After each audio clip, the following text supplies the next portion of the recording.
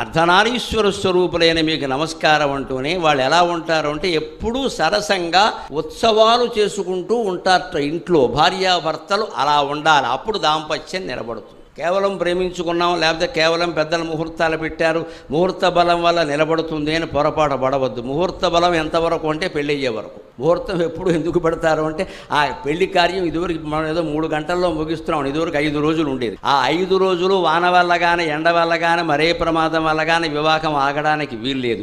అందుకోసం ముహూర్త బలం పనిచేస్తుంది. అందుకని సకాలం, వేసవకాలం, వర్షకాలం, నక్షత్రాలు అన్నీ చూసుకుని పెట్టేవారు. ఈ ముహూర్త బలము వివాహాన్ని పూర్తిగా కాపాడుతుందని చెప్పలేం, వీళ్ళు ప్రేమించుకున్నది కాపాడుతుందని చెప్పలేము. ప్రేమ నిలబడాలి అంటే ఒకటే తత్వం, అంతా ఒక్కటే అని తెలుసుకోవాలి. ఎలా ఉన్నా సరే ప్రేమించగలిగిన లక్షణం రావాలి. మరి కిరాతక లక్షణాలు ఉంటే వేరే విషయం, అది వారు నిర్ణయించుకుంటారు. కానీ సామాన్యంగా మనం చెప్పుకోవలసింది ఒకటే, వీలైనంత వరకు సర్దుకోవాలి.